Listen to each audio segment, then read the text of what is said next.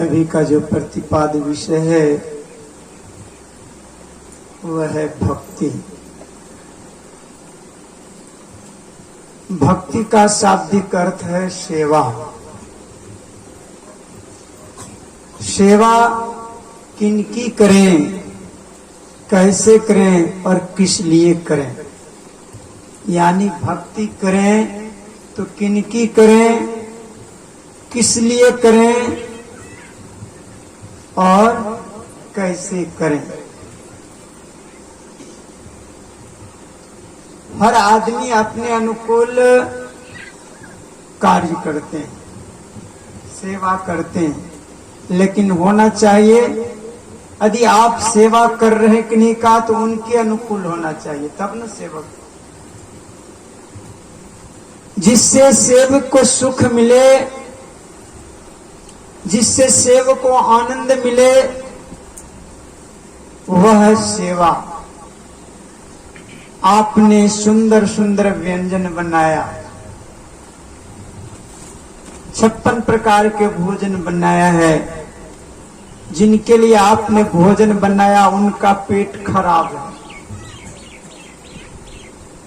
तेल मसाला मिठाई सब मना है, खिचड़ी का व्यवस्था है। आपने तो बहुत सुंदर ढंग से बनाया, बहुत सुंदर तरीके से आपने तैयार किया, स्वादिष्ट किया, लेकिन वो इसका ग्रहण नहीं करेंगे क्योंकि वो उनके योग्य नहीं है। यदि आप उन्हें जिद करते हैं, वो खा लेते हैं तो उनको भी तकलीफ, नहीं खाते हैं तो आपको तकलीफ। कितनी मेहनत से किए सब बेकार है। कभी कभी मैं भी इस चक्कर में फंसता हूं। कभी कभी पूज्यश्री टाइम से पहले आ जाते हैं तो मैं सोचता हूं अभी बहुत समय है, थोड़ा बढ़ा देता हूं। यदि मैं थोड़ा बढ़ाया, अब लोगों की आस्था तो बाबा के प्रति रहती है। अब लोगों को लगता है कि ढिठाई कर रहा है। अब मैं कितना ही बढ़िया बात बोलूंगा, उनके प्रति है नहीं श्रद्धा, और मैं बोले चला जा रहा हूं तो वो लोगों को तकलीफ के अलावा कुछ नहीं। मैं एक तरह से दुख दे रहा हूं। यदि मैं छोड़ देता हूं तो स्वामी जी को ज्यादा बोलना पड़ेगा, क्योंकि समय से पहले सत्संग खत्म करना पड़ेगा। लोग कहेंगे अभी और चलना चाहिए था, अभी भंडारा तैयार नहीं हुआ था, बाबा जल्दी ये खत्म कर दी। यहीं पर विचार की जरूरत है, यहीं पर समझदारी की जरूरत है कि हमने जो मेहनत किया क्या यह बेकार गया? नहीं, ये आपकी श्रद्धा समर्पण हुई। बेकार तब होगा जब आप अपने स्वार्थ सिद्ध करेंगे। स्वार्थ क्या? नहीं मैं बनाऊं थोड़ा खाइए, ये आपका स्वार्थ हो गया।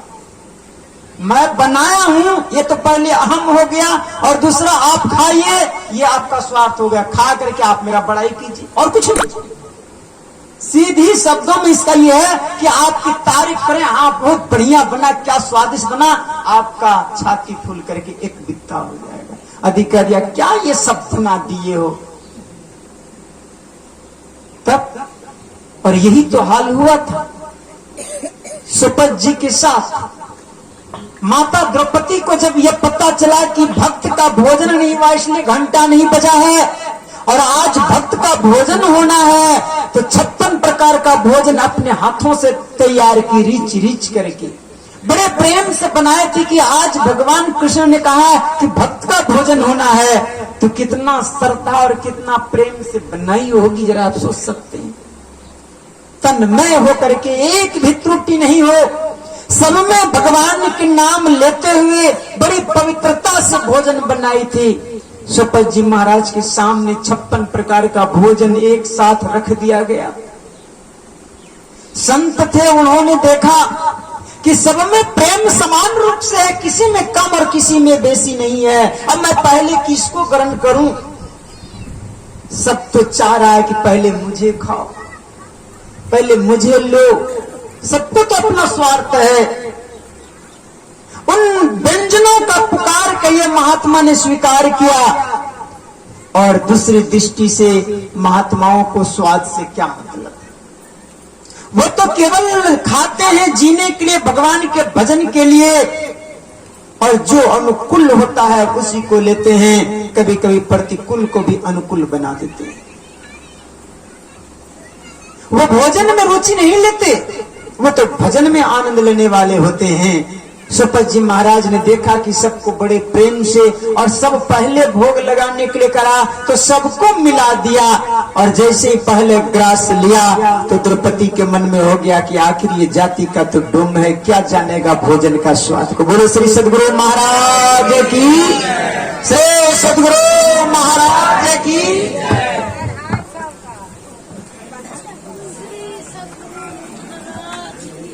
स्वागतम गुरुदेव, शरणागतम गुरुदेव, स्वागतम गुरुदेव, शरणागतम गुरुदेव। गुरुदेव तुम्हारी जय जय हो, गुरुदेव तुम्हारी जय जय हो। श्री सद्गुरु महाराज की जय, श्री सद्गुरु महाराज की जय, श्री सद्गुरु महाराज की जय।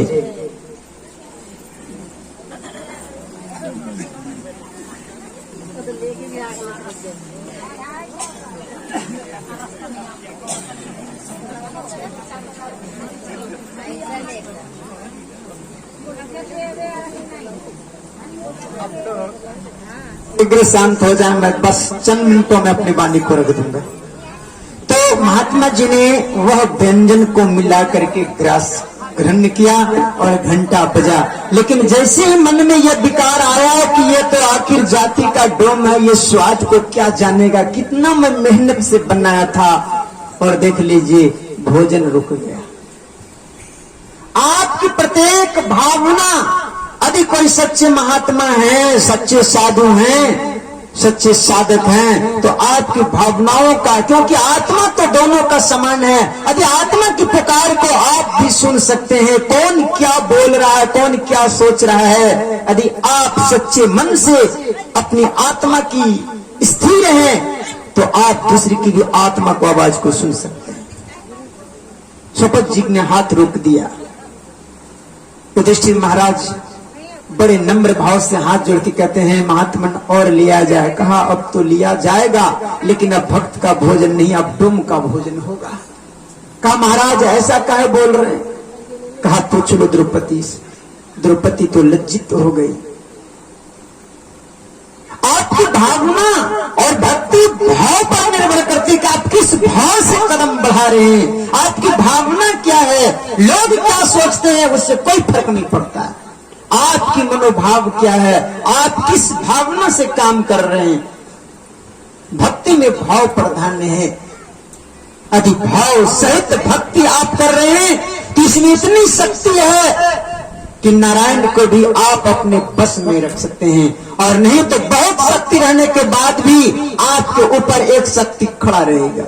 इसलिए किसी ने बड़ा अच्छा कहा, नर कहे कि मैं बड़ा तो पृथ्वी पर क्यों खड़ा, आपको भी थामने वाला कोई है। पृथ्वी कहे कि मैं बड़ा तो शेषनाग पर क्यों पड़ा, आपको कोई थामने वाला है। शेषनाग कहे कि मैं बड़ा तो शंकर के गले में क्यों पड़ा। शंकर कहे कि मैं बड़ा तो रावण के सिर पर क्यों चढ़ा, और रावण कहे कि मैं बड़ा तो बाली के काख में 6 महीना तो क्यों पड़ा, और बाली कहे कि मैं बड़ा तो भगवान श्री राम के बाण से क्यों मरा, और भगवान श्री राम कहे कि मैं बड़ा तो भक्तों के बस में क्यों पड़ा।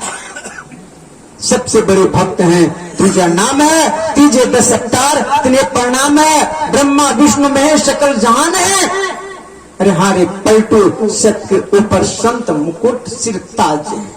ऐसे भक्त संत जो होते हैं वो सबके ऊपर होते हैं, भगवान से ऊपर होते हैं। इसलिए नवता भक्ति में भगवान श्री राम ने माता सबरी को समझाते हुए कहा, सातम सम मैं जग देखा और मोटे अधिक संत कर लेखा। कैसे भक्त संत बनते हैं? मुख से बोले नमो शिवाय, बकरे मुर्गे अंडे खा, हरे कृष्णा हरे राम, 2-2 अंडा सुबह शाम, रोजा रखे रोज रोज, मुर्गी मारे खोज खोज, जब बोल मुर्गी खोज, भीतर गिलती सो रोज, हरे कृष्णा हरे राम, शाम को पिए 200 ग्राम। क्या ऐसे भक्तों के बस में भगवान होंगे? क्या ऐसे भक्तों से भगवान प्रसन्न होंगे?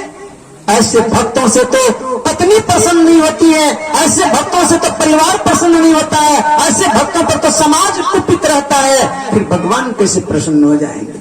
इसलिए किसी ने बड़ा अच्छा कहा, आदत बुरी सुधार लो, बस हो गया भजन, मन के तरंगों को मार लो, बस हो गया भजन, आए हो कहां से जाओगे कहां, इस तत्व को विचार लो, बस हो गया भजन।